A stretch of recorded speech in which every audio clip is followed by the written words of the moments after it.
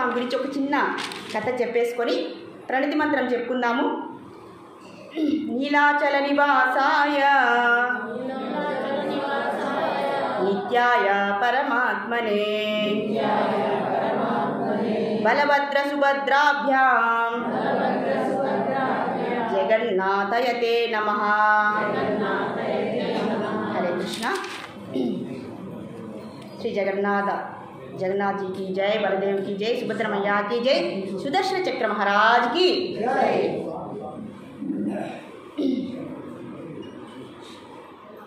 రథయాత్రలో ఇప్పుడు రథయాత్ర నిన్న జరిగింది కదండి. స్వామివారు ఆ రథాన్ని అధిరోహించి చాలా సంతోషంగా ఎక్కడికి వెళ్తారు? గుండిచా మందిర్కి వెళ్తారు. ఆ గుండిచా మందిర్కి వెళ్ళే ముందుగా అందరూ ఏం చేస్తారంటే గుండిచా మందిర మార్జనం చేస్తారు. అంటే ఆ గుడిని చాలా బాగా వెరీ గుడ్ అందరూ కూడా ఆ గుడిని చాలా చీపురు కట్టలు తీసుకొని మొత్తం గుడంతా కూడా పరిశుభ్రం చేసి కడిగి అన్ని ముగ్గులు పెట్టి మంచిగా అలంకరించి రెడీ అయిన తర్వాత ఎవరు వెళ్తారు? జగన్నాథ స్వామి తన సోదరులతో సహా వెళ్ళి అక్కడ గుండిచా మందిర్లో కొంతకాలం ఒక 5 రోజులు ఉంటారు.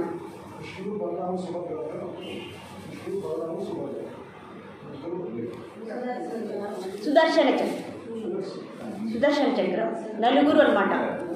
దారుముఖ చతుర్బ్రహ్మ అని అంటారు అనమాట. ఈ అవతారంలో ఆయనని దారుముఖ చతుర్బ్రహ్మ. చతుర్ అంటే నాలుగు రూపాలలో స్వామివారు మనకు దర్శనమిస్తారు. మీకోసమే మేము మీరొక్కరే.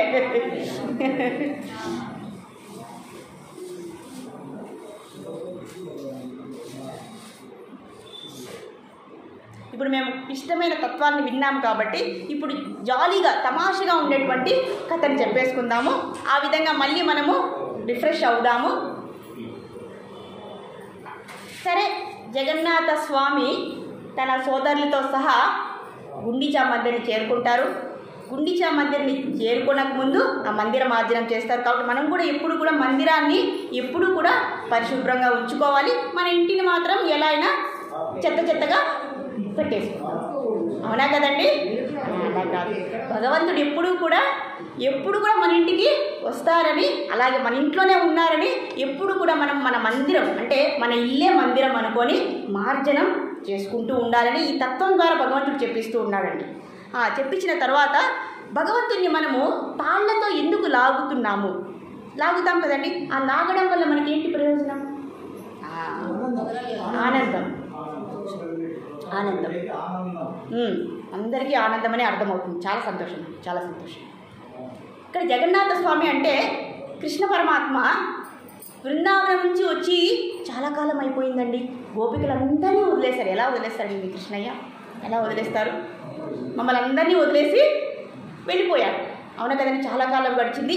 ఇంకా ఆయన వ్యవహారాలన్నీ చూసుకొని ఇంకా జగన్నాథ స్వామి రూపంలో రాధారానికి ఇచ్చినటువంటి మాట ప్రకారం ఆయన చతుర్ముఖ దారు బ్రహ్మ అతి దయకరమైనటువంటి ఆ రూపంలో ఆయన దర్శనం ఇవ్వాలని, అందరికీ కూడా దర్శనం ఇవ్వాలని రాధారానికి మాట ఇచ్చి ఉంటారనమాట. ఆ మాట ప్రకారం అలాగే అందరినీ మిస్ అవుతున్నారు కదండి. అక్కడ బృందావనంలో గోపికలని, యశోదమాతని, గోపబాలులని అందరినీ మిస్ అవుతూ నందమహారాజుని అందరినీ కూడా చాలా వదిలేసి వచ్చారు కదండి. దారుణంగా వదిలేసి వచ్చారు కదండి కృష్ణయ్య. మరి ఎప్పుడైతే వెళ్దామని అనుకుంటారో అప్పుడు మనం ఏం చేయాలి? జగన్నాథ స్వామి కోసం అంటే కృష్ణుడి కోసం గోపికలు పరితపించిపోతూ ఉంటారు.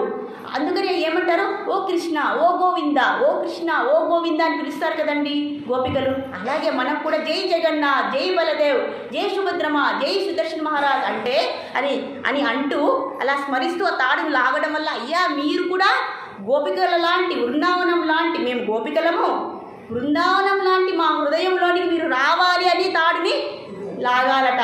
ఆ తాడుని లాగే ఆ ప్రక్రియలో అర్థం ఏంటంటే ఇదే, మీరు కూడా మా హృదయంలో అంటే హృదయంలో పరమాత్మ ఉన్నాడండి, ఆల్రెడీ ఉన్నాడు.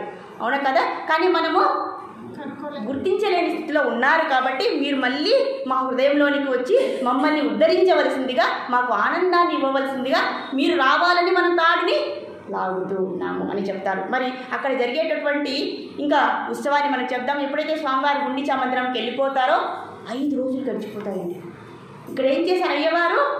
అమ్మగారికి చెప్పకుండా, లక్ష్మీదేవి అమ్మవారికి చెప్పకుండా, నేను ఇప్పుడే బయట అలా వెళ్ళేసి వస్తాను, అలా ఒక జ్యూస్ తాగేసి వస్తాను అని చెప్పి 5 రోజులు భార్యకు చెప్పకుండా ఎవరైనా వెళ్ళొచ్చండి?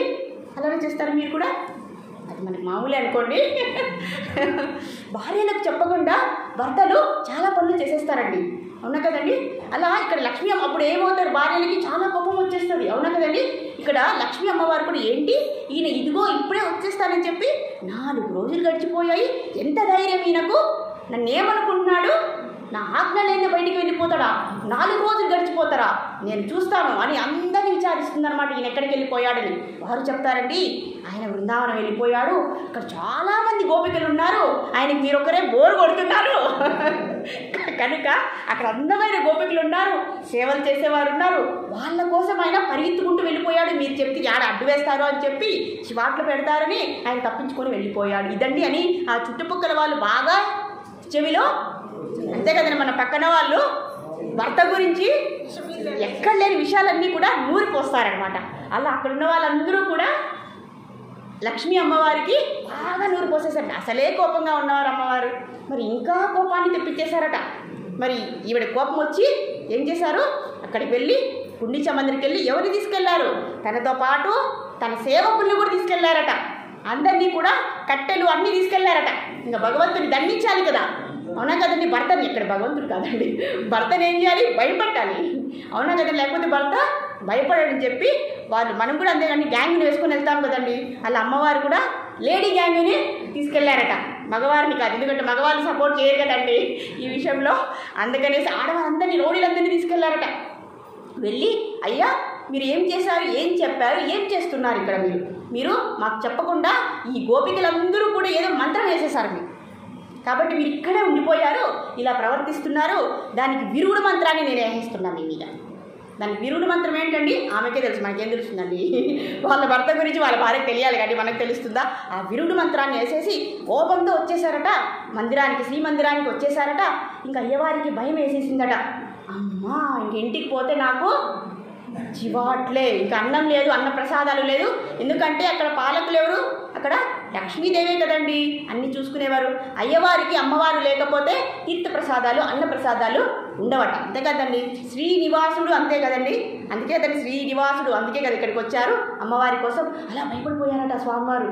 ఇప్పుడు ఎలా వెళ్ళాలి ఇంటికి?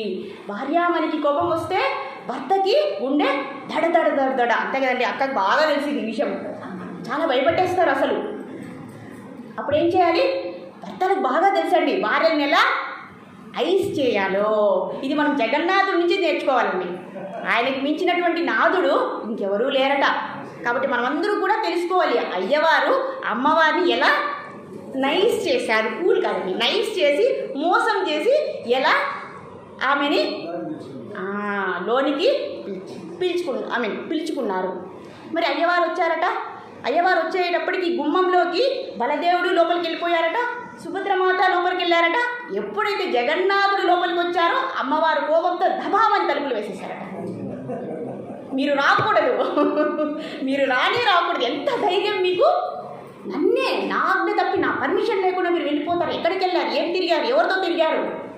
అలాంటి లక్ష్మీదేవుడు అలానే కొప్పడతారండి, అవునా? ఇది భార్యాభర్తల మధ్య ఉన్నటువంటి ప్రేమ సంబంధాన్ని అనేటువంటి ఈలని చేస్తూ ఉన్నారట ఇక్కడ. మరి అయ్యవారికి చాలా భయం వేసింది. ఏం చేయాలా అని ఆలోచించారట జగన్నాథ స్వామి. ఇలా కాదు, ఈవిడికి ఇష్టమైనటువంటి మంచి మంచి చీరలు ఎక్కడి నుంచో తెప్పించారటండి. కంచిపట్టు చీరలు, బెనారస్ చీరలు, ఇలా రకరకాల పట్టు చీరలు, అలాగే ఆభరణాలు, అమ్మవారికి నచ్చినటువంటి నైవేద్యాలు అన్నీ మంచిగా చేయించి అమ్మవారికి పంపించారట. ఇంకా చూడండి, ఎంత కోపం ఉన్నటువంటి భార్య అయినా సరే చీరలు, మంచి మంచి చీరలు చూసారనుకోండి, ఆభరణాలు చూస్తే ఏమైపోతారు?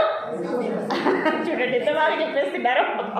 మరి నైవేద్యాలు ఇవన్నీ చూసేటప్పటికి అమ్మవారికి ఆ కోపం అంతా వెళ్ళిపోయి చల్లబడ్డారట. మరి పైకి వెళ్ళి, గుడిపైకి వెళ్ళి, ఇప్పటికైనా బుద్ధి వచ్చిందా మీకు? ఇంకెప్పుడైనా ఇలా చేస్తారా? నన్ను చెప్పకుండా వెళ్తారా? వెళ్ళరు కదా, అది మాట ఇవ్వాలి అని చెప్తేనే మీరు చాలా అడుక్కోవాలండి. ఇక్కడ జగన్నాథుడు, అక్కడ జగన్నాథుడు కాదు, ఉత్తనాథుడు. ఇలా చాలాసేపటి తర్వాత ఇంకెప్పుడైనా ఇలా చేస్తారా? చెయ్యను దేవి, చెయ్యను, ఇంకా నేను మీ పాదాల దగ్గరే ఉంటానని మాట ఇచ్చిన తర్వాతే అమ్మవారు తలుపు తీశారట.